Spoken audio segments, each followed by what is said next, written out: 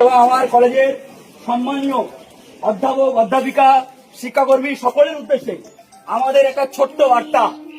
আমরা SFI Mograhat college 1996 সালে মগরাট বিডিওর মাঠে এসএফআই ডিআইএফআই রক্ত দিয়ে রক্ত বিক্রি করে সেই টাকা দিয়ে এই মগরাট কলেজ তৈরি করেছি।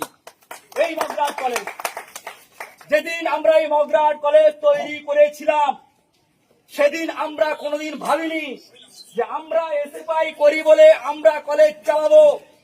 সেদিন আজকে যারা তৃণমূল ছাত্র পরিষদ করে তারা সেদিন তৃণমূল ছিল না, তারা ছিল ছাত্র পরিষদ।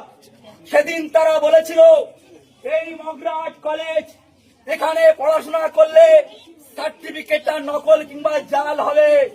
আজকের মগরাট কলেজে ছাত্রদের ভর্তি হতে আসে, সেদিন মগরাট কলেজটাকে বন্ধ করে দেওয়ার চেষ্টা করেছিল।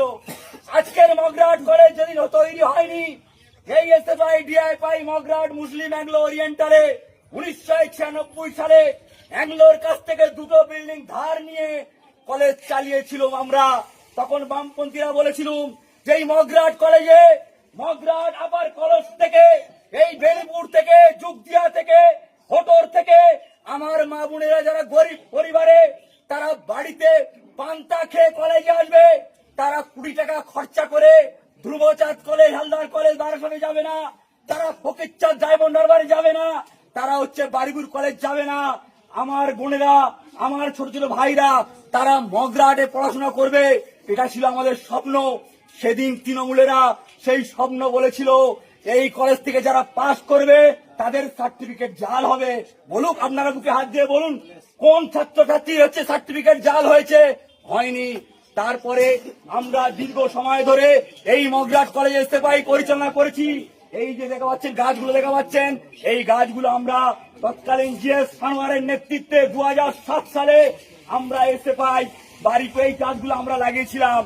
31,50,000 টাকা দিয়ে তৎকালীন এমপি রাধিকা রঞ্জনের টাকা বিল্ডিং তৈরি করেছিলাম। তৎকালীন এমপি রাজ্যসভার সাংসদ বিপ্লব দাশগুপ্তের 9 লক্ষ টাকায় আমরা বিল্ডিং তৈরি করেছিলাম। একটা হিউজ সময় যারা এই কলেজে পাশ করেছে, এসএসসি পরীক্ষায় চাকরি পেয়েছে, এই তৃণমূল সরকার আসার পরে তার চাকরিটা ক্যান্সেল হয়ে গেছে। আমরা সেই চাকরি ক্যান্সেলের বিরুদ্ধে স্বেচ্ছায় এখান থেকে যে ছেলেটা সর্বোচ্চ নাম্বার নেবে সে হতে পারে এসএফআই, সে হতে পারে টিএমসি, হতে পারে বিজেপি, কিন্তু সে আসলে একটা ছাত্র, মেধাবী ছাত্র। তার পড়ার অধিকার যেমন এখানে থাকবে তার চাকরির অধিকার থাকবে। কারণ মগরাট কলেজ মানে বাংলার সেরা রেজাল্ট, মগরাট কলেজ মানে কলকাতা ইউনিভার্সিটির রেজাল্ট, সেরা result Mograhat college. SFI Rukhsana এই মগরাট এসএফআই করতে করতে মার খেয়েছিল, সেই রুকসানা এই মগরাট কলেজে কলকাতা বিশ্ববিদ্যালয়ে দ্বিতীয় হয়েছিল এই মগরাট থেকে বাংলা অনার্সে। আবার এটা ভালো যেমন খবর, খারাপ খবরটা হয়েছে আমার ভাই শোভন, এই শোভনের হাত একটা নির্বাচন করতে গিয়ে ভেঙে দিয়েছে তৃণমূলের ছাত্র পরিষদের নেতারা। 42 দিন হসপিটালে ভাঙড়ে ভর্তি করে তাকে ফিরিয়ে আনতে হয়েছে। আমি হেদায়েতুল্লাহ বলছি, এখানে আমার মেয়ের নাক ভেঙে দিয়েছিল, তার মানে আমরা এসএফআই আজকের কলেজে এসেছি, কালকে